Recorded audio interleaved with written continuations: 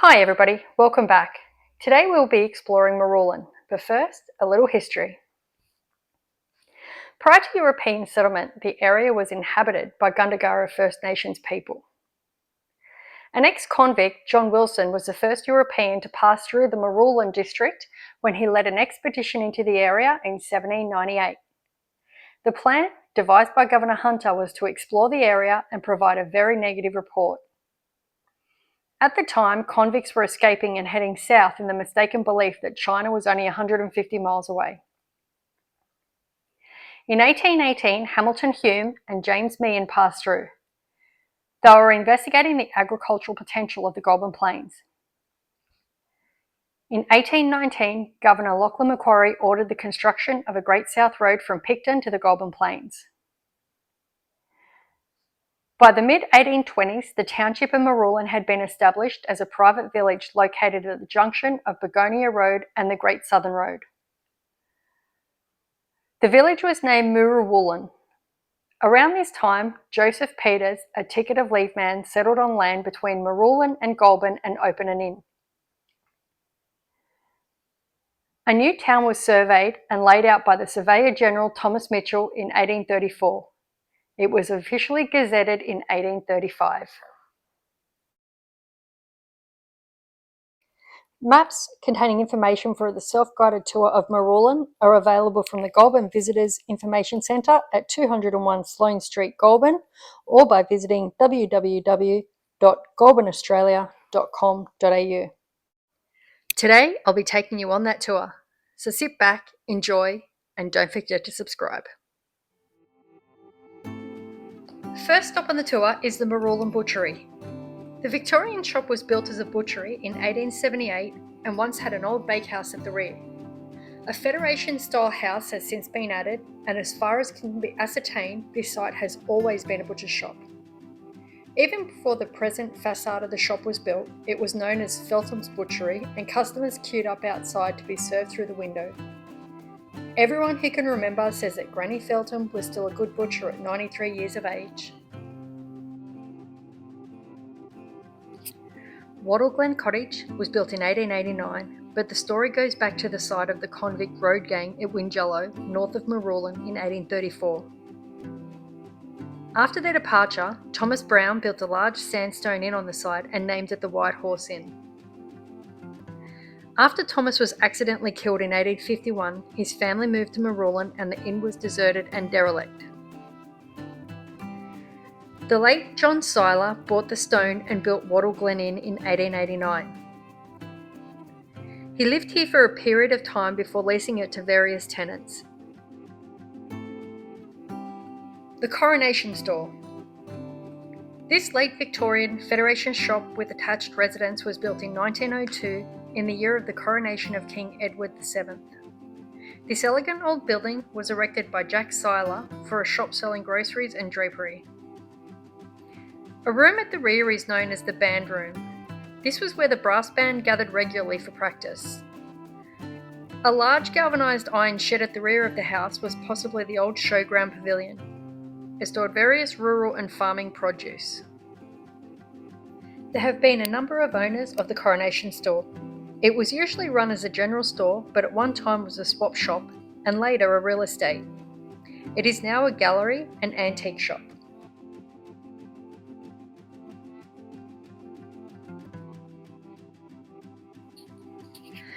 At the turn of the 19th century, the car was gradually taking the place of horse and cart, roads were improving and towns and villages were being serviced and bringing their produce to the city of Sydney.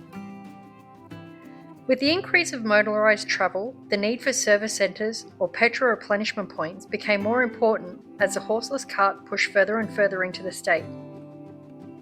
With a trip from Sydney taking 5 to 6 hours, Marulan sprouted no less than 6 service stations. The Great Southern Garage was the first to be built in 1905 to meet the needs of this new mode of transport. The site was ideal as it had a history of service to the now fading buggy. On the site, there was a carriage maker and wheelwrights who serviced the earlier forms of transport. Cobb & Co. and the horse-drawn wagons that moved the wealth of the rural produce to the booming city of Sydney were repaired and fixed at this early service centre. The building was later a general store and has been home to the award-winning Meridian Cafe since 2005. The Presbyterian Church of St. Stephen's is thought to be the oldest original building in George Street. It was built in 1873 on a half-an-acre site in the centre of the township given by Mr. John Morris. The first record of a Presbyterian service in the district is recorded by Reverend W. Hamilton's diary, I Preached at Wingello, and the neighbouring stockade on the 26th of November 1837. The foundation stone was laid by Miss Rankin, and a bottle containing a copy of the Sydney Morning Herald along with sketch plans and specifications under the stone. This was lost when new foundations were laid. The solid little stone church was built alongside the main road, but less than 20 years later it was described as a stone building of decidedly plain aspect, commonly called Scots Church. The police station and residence was built around 1880. The stone building contained 2 cells and a 30-foot by 18-foot exercise yard next to the residence. The station was built to replace the original 1848 building in the old Marulan at the corner of Main Road, now the Hume Highway, and Barber Street, now Marulan South Road, which had been established as a Court of Petty Sessions. The Weather Board office was added in 1932. The Marulan correspondent of the Goulburn Herald wrote on the 1st of March 1873, "It has to be talked for some time that the police are to be removed from the old Marulan to this place, and the sooner the better for the peace of the sober people in the township." The post office has been operating on 7 sites in Marulan since it began in 1836. The original post office opened at Old Marulan in 1836. Being on the main southern road at the time, Marulan enjoyed a small mail service daily, except on Fridays. By 1848, 2 horse coaches were running from Camden to Picton, Berrima, Marulan and Goulburn. To get a letter to Campbelltown from Marulan, it would take 2 weeks by bullock wagon. During the 1860s, a large camp of railway workers existed near the railway line, and there was a push to get a post office at the Marulan camp. Marulan Post Office, as it was named by Philip Digman, MP, was opened at the Marulan Railway Station on the 1st of March 1868. This post office grew in importance because it was at the terminus of the Southern Railway. Mail from here was dispatched by Cobb & Co. and coached to all points of the south, including a service from Marulan to Goulburn and on to Cooma, which later became redundant once the railway was built. The name was changed to Marulan in 1878, and in 1885 the Railway Department erected a new post office in George Street with a postmaster's residence attached. It has been privately owned since 1965. The post office property title was split from the residence in 2002, with the new owner adding the extension in 2003. It operated as the Marulan Post Office until 2010.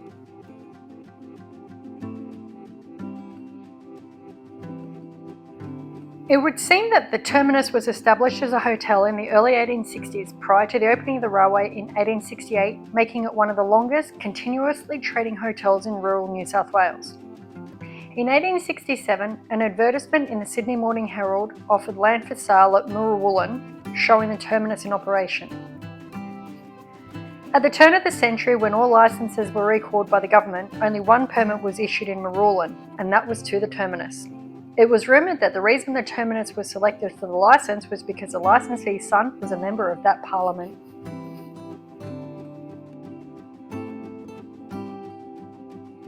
An advertisement in the Sydney Morning Herald in December 1867 said that the railway to Marulan will be open by February 1868 or March at the latest, but it was not in fact open until the 6th of August 1868. 3 special trains ran to Marulan for the opening, the first one carrying Sir Henry Parkes, politicians and official guests. A large crowd had gathered to witness this historic occasion, and it was evident from the display of bunting and other indications of rejoicing that people of that extremely quiet place had aroused themselves to the importance of the occasion. While Sir Henry and politicians performed the official opening to the railway station, guests from the remaining 2 trains partook of the prepared luncheon. Unfortunately for Sir Henry and the other dignitaries, by the time the speeches were finished, all the food was gone. The original station building stands on the Down Line. Duplications occurred in 1915. The house of the station master and night officer are still standing by, but are privately owned.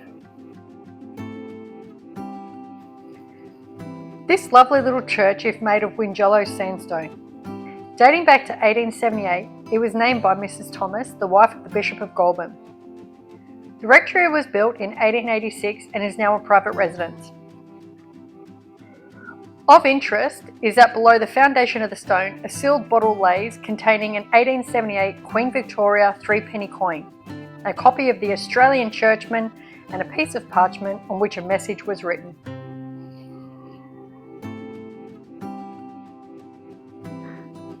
This church was built in 1930 after a fire destroyed the previous church, which was built at Old Marulan in 1859. A school operated in the church between 1930 and 1938 that was run by the Sisters of St. Joseph's Convent of Goulburn. The sisters would catch the train from Goulburn to Marulan and back each day. The group of buildings that make up this general store and residence shows classic Australian style with the galvanised shed complementing the shop and the residence. It was built in the 1870s by Mr. J. Cunningham, who described on his letterhead as gross ironmonger and general provider. The store was run by Mr. Cunningham for quite a few years and then taken over by Tom and Bill Smith. Bill Smith was a bachelor, but Tom had a wife and 6 children. The men ran a 1,000-acre property called Mount Otway, while Mrs. Smith and her 5 sons ran the shop. Later the shop was bought by Baldock and Crichton. The business was carried on by the Baldock family for over half a century. A well at the back of the Baldocks was one of only 3 that constituted Marulan's main water supply until the early 1900s. A second one was built behind the nearby Royal Hotel, and since the 1990s the complex has been progressively restored. The Royal Hotel was built in 1872 by Mary Carrigan. Mary Carrigan's 2 deceased former husbands had owned the White Horse Inn at Wingello and the Duke of Edinburgh Hotel at Marulan. After Edward Carrigan died in 1871, Mary purchased land opposite the Terminus Hotel and built the Royal Hotel the same year. The 2-storey brick section at the front of the building was completed by 1881 and the original wooden section at the back became a billiard room. The new Royal was far from the most opulent of all the inns in the town, with plush velvet curtains and beautiful furnishings. In 1884, Mary Carrigan died, followed a few weeks later by her daughter Mary Horn. The eldest daughter, Annie Kelly, and her husband then took charge of the hotel. At about the turn of the century, all hotel licences were recorded by the government and the Royal Hotel was not reissued with a licence. Since then, the building has had many varied uses, including a boarding house, a shop, and as a private residence.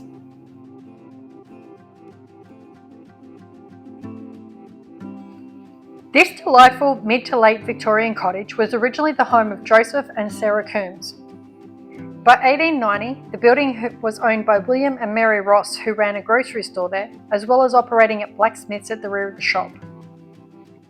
The front gable has a window which was used when heavy stores and equipment were winched to the loft from the horse-drawn wagon below. Over the last century, this building has been used as a blacksmith, a store, a hairdresser, barber, real estate agency, coffee shop, and a florist and gift shop. At one time, there was also a skating rink at the rear of the building. A heritage-listed palm tree still stands at the rear of the building today, which is thought to be at least 100 years old. In the current IGA supermarket and car park, once stood Isdale's Bus Company. The old buildings, as shown here, called the Nissen Huts, were demolished quite a few years ago to make way for the supermarket and local shopping complex. There are only two things in Marulan classified by the Heritage Council. The palm trees in the centre of this is one of them.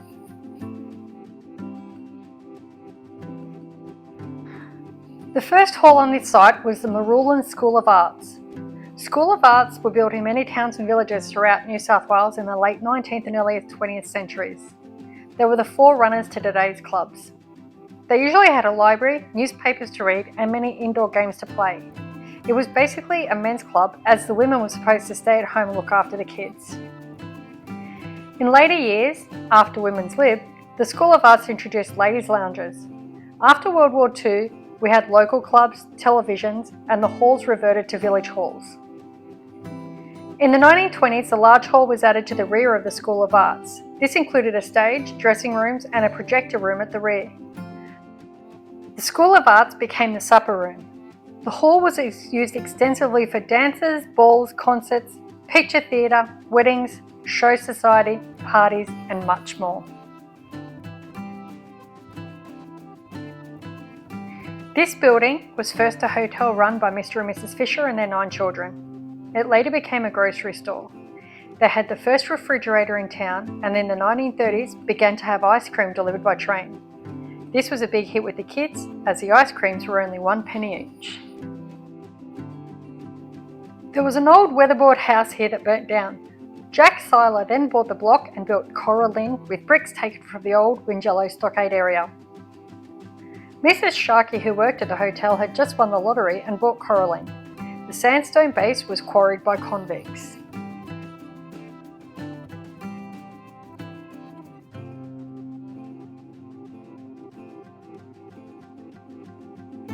This house was originally a slab house used as a lolly shop.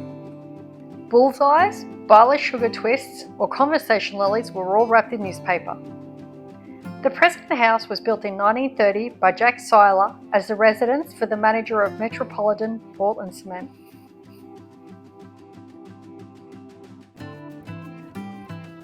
This large limestone rock was placed here by the Lions Club out the front of Tony Onions Park to recognise the limestone industry and as a base for the town clock.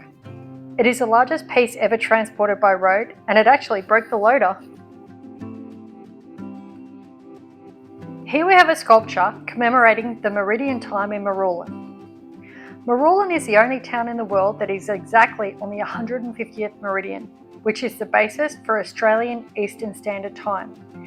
This means that on the equinox, the sun rises and sets at exactly 6 AM and 6 PM, and a day is exactly 12 hours long.